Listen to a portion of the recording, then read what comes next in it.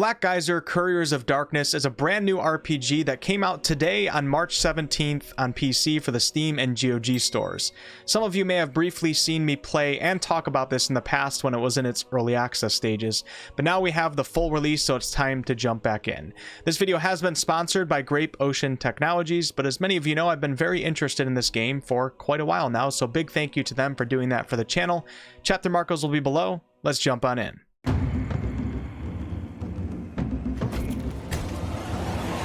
I'll start this video off by giving you a rather quick introduction to the game while also showcasing some of the new trailer, and then I'm going to jump right into the game myself, and while I'm playing it I'll talk about several of the features so you guys can get a great understanding as to what to expect. Black Geyser is an isometric party-based fantasy CRPG that has clearly been inspired by many of the genre classics. Like I mentioned before, the official launch is today, March 17th, and it's launching with a price tag of $29.99. If you want a little discount on that, use my GOG link in the video description. The devs say that the time to complete the game is 60 plus hours, and speaking of the devs, the company behind this game is a small indie company by the name of Grapeocean Tecnologies. I always love to see small studios have their take on the CRPG genre, and it's also always great to just see more companies coming into the genre in general. Quickly going over the most notable features, Black Geyser features real-time with pause combat. You'll control a party of up to 5 characters, and I'll also note here that the lead characters are fully voice acted. There are 5 playable races and 13 unique classes. I'll go over them here shortly.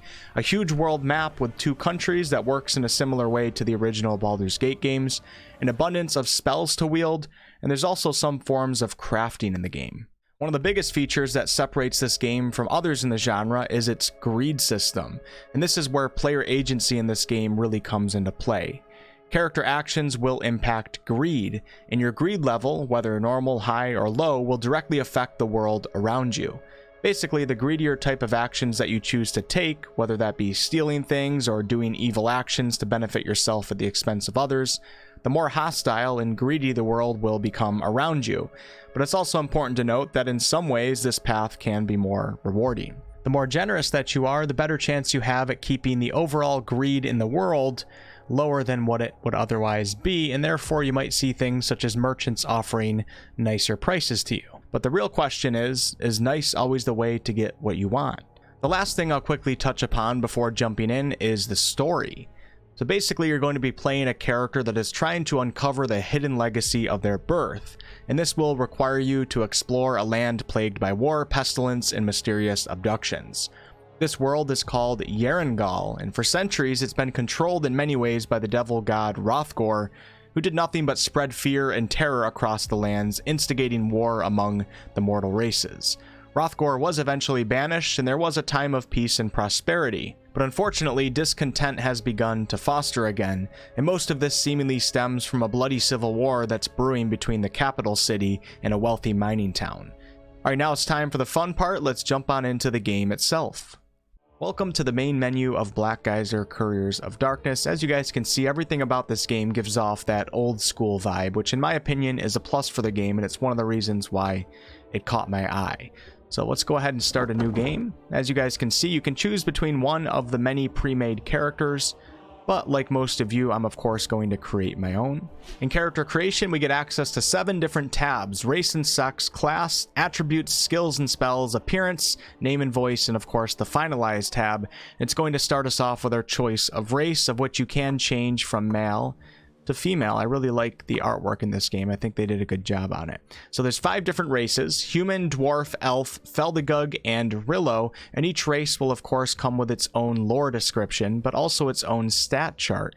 As you can see, if I click on stats here with the human can be any class in the game. That's one of the benefits of playing as a human, but you also get a -1 to maximum supernatural. Now if I switch over to the dwarf, breaking rock or breaking skull, you can see that the dwarf cannot be several of the classes that you can choose from, but the dwarf also gets several advantages, which includes resistance to poison and acid, resistance to depressive, damage with war clubs and hammers, damage with battle axes, etc., and a few disadvantages as well. And then the elf gets bonuses to damage with bows and arrows, damage with weapons made of wood. And then there's two original races in this game, the Feldagug, which are kind of like your ice elves. They get a boost to intelligence, so good for spellcasting classes, and the Rillo, which kind of remind me of your traditional orc class, but in this game they actually bear a passing resemblance to elephants, so pretty neat. I'm going to go ahead and choose the human so I have access to all the classes and I can show you guys everything. We get access to 13 different classes in this game: Cleric, Convoker, Druid, Fighter, Highlander, Necromancer. I'll go ahead and click on that because I know it's going to be a popular one. Ranger, Shaman, Spellweaver, which is basically your wizard, Swindler, Templar, Thief, and Winter Mage. And each class will come with its own description, of course, and its stat menu, where you'll see the bonuses that that particular class will get to certain attributes. You'll see the equations and the boosts that they'll get to damage types and resistances, but perhaps most importantly, you can see that each class has its own weapon proficiencies and armor proficiencies. So if I go to the fighter right here, you can see that the fighter can wield any weapon, so it's kind of like martial weapon proficiency in D&D, and they can wear any type of physical armor. But if I click on cleric, the cleric cannot wear heavy armor and can only use this particular weapon type. Now, one very interesting aspect about this game is multiclassing, of which you can do right away in character creation, and you can multiclass into 3 classes at one time. So if I go ahead and click add more, right now I'm a Convoker.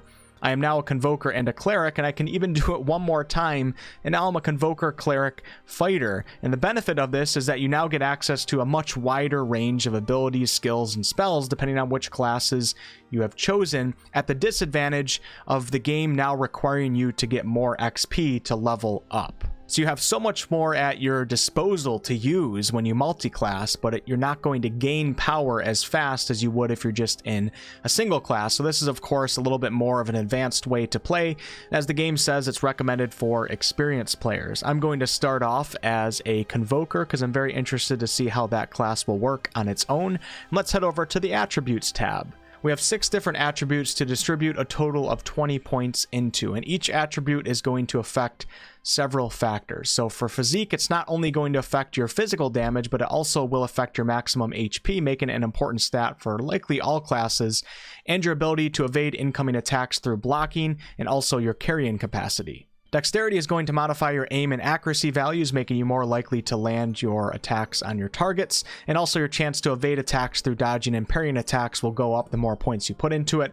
Intelligence will affect your efficiency with various spells, meaning you're going to have more spell slots, so very important for your spellcasters. Focus is kind of a mix between several of the stats. It has a lot of dexterity elements to it, but the main purpose of focus, from what I understand, is that it's going to reduce the chance of your character being interrupted by incoming damage when you're casting certain spells. So in D&D, we think of this as concentration type spells, so a really important stat for specific classes. Charisma mainly affects your bargain and persuasion skill, and then supernatural is the unique one here, as it not only raises your resistance values against various forms of damage, but it also gives your martial classes more uses of their special abilities, and your caster classes, it increases the number of elevated energy slots that you're going to get, and elevated energy slots are your really powerful spells. So base energy spells are your normal spells, and then the elevated ones are the really powerful ones. Now you can hit allocate, which is going to give you a pretty good spread according to the class that you're playing, and then when you do that, you'll also notice that we get 15 points to distribute into resistances. Alright, now let's take a look at the Skills and Spells tab. On this tab, we have a certain amount of points to distribute into 4 main categories: general, class-specific, weapons, and initial spells. When you level up in Black Geyser, you're going to get points for each of these categories, and this is what you're going to invest into with your character. So for the general category, we have bargain and persuasion, which is charisma stuff, learning and research, which affects your ability to read various text scrolls and recipes, and then brewing and drying is the form of crafting in this game, and I'll show you that when we get to it in the actual game. Your class-specific skills are going to depend on which class you've chosen. For my Convoker class, I have Prodigy, which is going to give me additional choices for dialogue themed around wizardry. Arcane Studies is going to increase the amount of casting slots that I have for certain types of spells. Magical Perception is going to help me see traps and also various other things of that nature.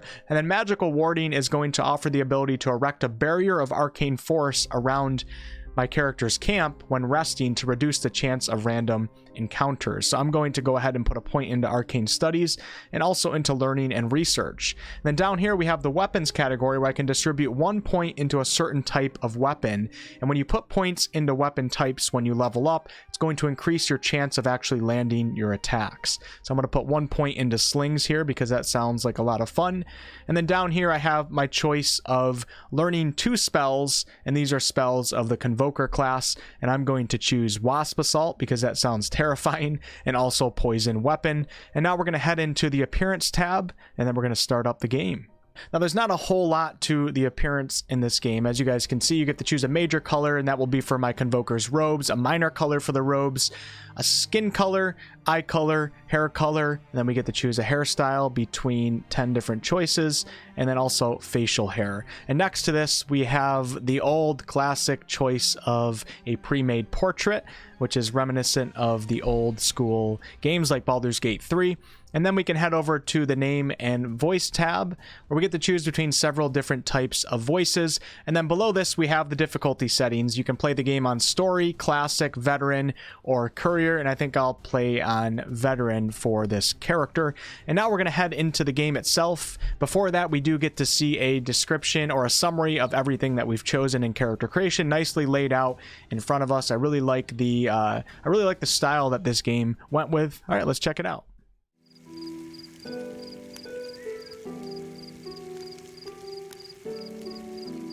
Oh, why didn't I look here first? And more to the point, why must I come fetch you for every little thing? So like I mentioned before, the important characters are all fully voice acted, but the side characters and the side quests you'll have to read on your own. And just a reminder, guys, chapter markers are below for those of you that want to jump around to different parts. I'm going to show you tidbits of different parts of the gameplay, and I'll even go over the user interface here shortly. Sorry, who are you supposed to be? Har har, you are so very droll. Well, you'd better hope Lord Espen is in as good a humor today. The lords are already here and waiting to be served. And for goodness sake, don't forget to gather your things from your chest before you come to table. All right, so we have to report to the table and also gather our things for our first quest. Now, to move in this game, it's pretty traditional CRPG, point and click.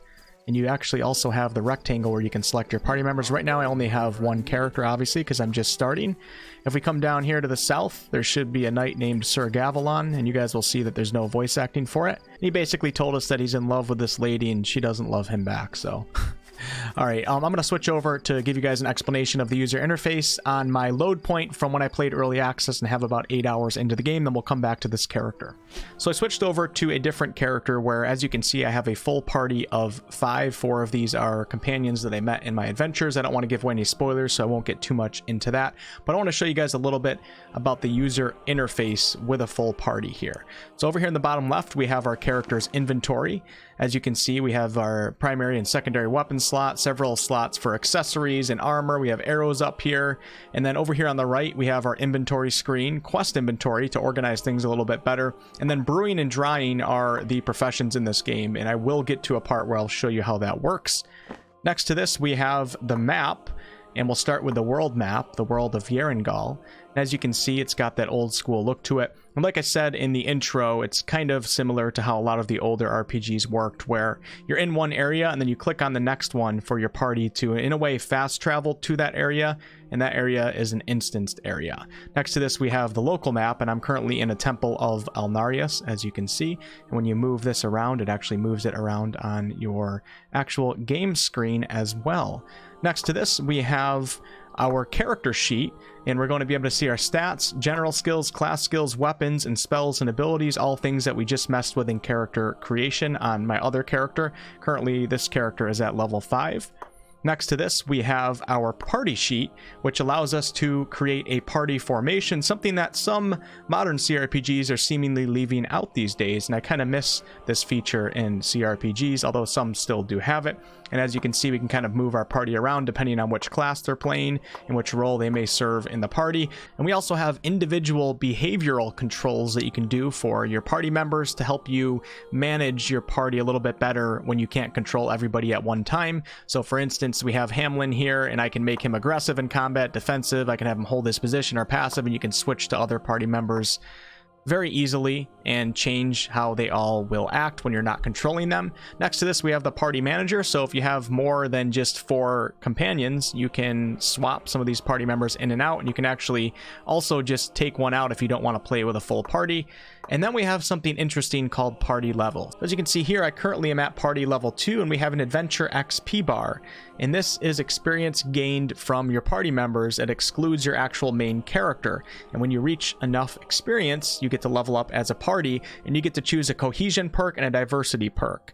You get to choose, I believe, 1 every time you level up, 1 of each category. I could be wrong with that. So for example, my party reached level 2, so I can come down here in the cohesion category and I can choose friends in arms. All party members gain +3 to their base health regain value during a rest, so I'll go ahead and select that. And then for the diversity perks, we can choose everyone for themselves. Disabling status effects affecting party members are 20% shorter, so I'll go ahead and select that, and then we hit apply, and my party has now leveled up. So that's pretty cool. It's outside of actual individual character leveling, a cool system that they have. Next to the party sheet, we have our operations user interface, and this shows our main quests, our side quests, our completed quests, so you can read it, and there's actually a journal where you can write down your own stuff. I love when games add the ability to do this in-game, so I just did a test, and now we can keep track of things that happen. I love it when games, like especially CRPGs that are fairly complex in nature in terms of their story and the mechanics, it's so cool to be able to keep an actual journal in the game itself. Then we have the compendium, which has tutorial stuff and also information on a lot of the characters and locations that you will go to. And then we have the greed system, the all-important greed system. Over here on the left, we have our party's greed meter. So the more greedily that our party acts, the more that this is going to push to the left. And if we do a lot of generous things, it's going to push to the right. Below this is the party reputation meter, and this is how others will view your party. So you might be a vilified party or an idolized party. And then below that is the fame meter. So the more famous that your party becomes, the more well-known that they become. This correlates to how much of an impact your actions will have in the world around you. Now all of this ties into the greed in the world, which has its own greed level bar as well. Now, just because you do generous things in the game, it doesn't mean that this greed level in the world is not going to go up, because some events will occur that will make it go up. But you can kind of affect how fast it goes up, or perhaps you can even make it go down a little bit once it's gone up. I'm not sure, I haven't tested that yet, but it's going to be very interesting to see some players push this greed level meter to the max to see how crazy the world becomes around them. It's a pretty cool system. A couple more things with the user interface. Let's say I click on my spellcaster class here. You can see right here we have our spells, but if I play a character that's not using spells, instead of spells it shows special abilities. So special abilities are more associated with martial classes, while spells are for spellcasters. So if I go back to our spellcaster here and I click on spells, we have level 1 and 2 spells. That's what I have currently in the game. You do get more levels than just 1 and 2. Then there's a favorite bar as well. Next to this we have our skills. So this particular character has the Pray skill and also the Abolish Curse. If I go over to my more roguelike character for skills, we have Steal, Plant Item, Pick Lock, and then also Sneak. So let me go into Sneak here so you guys can see it. I cannot hide while being detected. Okay, so I take it back. Earlier I was able to do it. Let me come over here and see if I can do it. There we go. So now my character is in Sneak and you can sneak around. And then also next to this, we have our consumables tab. We have our weapons. So if I switch to weapons, you can see my melee weapon and my ranged weapon. And then to the right of that is our ammunition for that. You can also put items like rocks and stuff in that category. And then over here to the right, I'll wrap up the user interface section here momentarily. We have our combat log and our dialogue log. Above that is our rest, which you can press with T, but I cannot rest inside this building because the owners will not tolerate it. We have pause, which you can also just use with spacebar. So I paused it, unpaused it. You can do it anytime you want. Of course, this is real time with pause combat, so you're going to be doing that quite a lot. Next to that, we have fast mode. So right now my characters are in fast mode, and you can just play the game in a quicker pace if you want to, or you can turn it off and play at the regular pace. It's kind of cool that they included that. And then to the right of that, we have a couple other options. I don't really need to talk about them. Let's get back to my other characters so you guys can look at some more gameplay. I've arrived in the Espen Mansion. And if you hold down tab in this game, you can see everything that you're able to loot. We got 2 gold coins right here. And I'm going to go ahead and gather my stuff and then meet that lady in the other room to progress on with our main objective. Hello, lords. It's Servant Wolfheart. At last. Ugh, don't go twisting an ankle in all your hurry. Basically, she asked me to deliver particular drinks to each one of these nobles. And I only have one left. Oh man, I don't remember which one he wanted. Perhaps ale, I think. You know this is supposed to be served at room temperature. Oh my. No, of course you don't.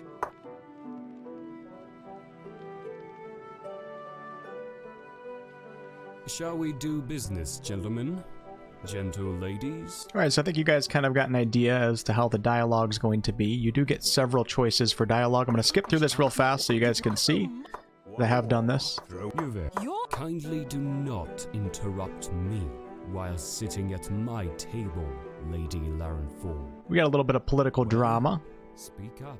And I have 3 different choices here, and this is going to be common throughout the game. I'll say number 3. Since I have little experience in political matters, for me the wisest course is silence. Yes. A wise man must always be cognizant of... Alright, so now basically this manor gets attacked, and we're going to go into our first combat encounter. And I'll skip ahead a little bit. Alright, we're supposed to be following Lord Espen. Yes, sir. And you lot with me. But what is it, my lord? That sound? The main gate has already been breached. Okay. The House of Espen is about to fall to the agents. Not if I have anything to do with it. Prepare whatever spells you know. Surely your magical tutoring must be good for something. So Lord Espen told me to prepare my spells, so this is a great time to talk about spells. If you press V, it will bring up your spell book. You can also go down here into the bottom left corner and click on that lightning bolt. So as you can see, spells can be of levels 1 through level 7, and right now I only have level 1 spells because I'm just starting off. And spells are also divided into 2 categories. You have base energy spells and elevated energy spells. Base energy spells are kind of like your standard spells, while elevated energy are ones that are a lot more powerful, but you're going to have less spell slots to cast them. And over here to the right, you can see our spell slots. So for level 1 spells, I have 5 total base energy spell slots available and 3 total elevated energy spell slots. Now, since I'm here, I might as well fill out all of the spell slots. As you notice, it's kind of grayed out a little bit. That's because I have to take a rest before I can get access to all 5 spell slots, and we'll fill out our elevated energy as well. And then we'll go get into some combat right after I equip my staff. We should have a couple guys come in through the doorway, and I'll start off with my 1 spell slot available for my elevated energy spell, Wasp Assault. You can see the tutorials also popping up. And we'll do Wasp Assault on this archer in the back. And you can see he's being swarmed by wasps. And then I'm going to come in here and just start whacking away and helping out Lord Espen here with a little focus fire. We have a spellcaster over here. Oh, that's a cool spell. Alright, time to do some looting. As you can see, these guys had a sling on them, so I'm going to equip that for the next combat encounter. And then I also need the round stones for the sling. Might as well pick up a couple other things to sell. Okay, we got some more enemies coming in, and I'm going to start off with one of my base energy spell slots and use it with poison weapon, and we'll see if we can get my sling to be poison rocks. And there we go. Now it's green, so we'll start slinging rocks, poisonous rocks at this guy. Nice. Jumping to a little further in the game, I want to give you guys a quick peek of the crafting. So crafting in Black Geyser consists of brewing and drying, and you get a tutorial on this fairly early on. So for drying, you're going to take ingredients that you have gathered. In this case, I gathered some bruise root and some mushrooms from outside of the hut that I'm in right now in the forest. You're going to take those ingredients and place them above a heating device. And all that I currently have right now is a candle, which you only get 1 use out of, but you can find better equipment such as a lantern, which can be used infinitely. Once you place everything in the correct place, you can start drying. And then you can start crushing to make special powders, which can be used for various things, such as brewing certain potions. Now, I don't have a cauldron to show you guys brewing on this particular character, but I know you can get a cauldron when you enter the capital city from one of the vendors. And with brewing, you can basically take ingredients and you can experiment if you want to see what it makes. And then you have to set the heat level for the cauldron as well. Now, if you do stumble across recipes, you can see these recipes over here on the right side of the screen, and this will give you specifics as to what you need to do to craft certain types of things, such as a potion of healing requiring 2 bruise roots on a heat level of low. Now I know that this is actually a pretty good way of getting money early on in the game if you just take your time and learn how to do it. It's not that complicated. You start crafting some very valuable potions and things that you can sell, so do not overlook this. And for the last part of this video, I'm going to show you my character stumbling across a possible companion. It's not really a spoiler because it's very, very early on, and this is one of the dwarven companions named Helgenhar. And he has his own backstory and voice acting and all of that good stuff. And now I'll switch over to a combat encounter with him because it's so much more fun when you have multiple characters in your party. I forgot to mention that I switched over to my Necromancer character who is in a similar spot in the game, so I now have different spells than what my Convoker had. Now I have Predator's Fangs, which is like a Drain Life, Summon Spider, and also Death Pulse. So let's go ahead and summon spiders for the start of this fight to fight these spiders. We'll make our dwarf attack too. Here I am. Look into my eyes. Don't you have another lick special? And I'm going to go ahead and, you know, I'm going to do a Death Pulse. This is an AoE that's going to hit the dwarf too, but we'll see what happens. Alright, so yeah, it took 5 damage out of the dwarf, but it absolutely demolished the spiders. Thank you guys so much for watching, and like I said before, in the video description and pinned comment, there is a link to my partner page on the GOG store, where you'll get a 15% discount on this game for a limited amount of time, and even when the discount runs out anytime you use my GOG link, it does help support the channel. Shout out to Grapeocean Tecnologies for sponsoring this video. I was excited to try this one out. I'll catch you guys on the next one.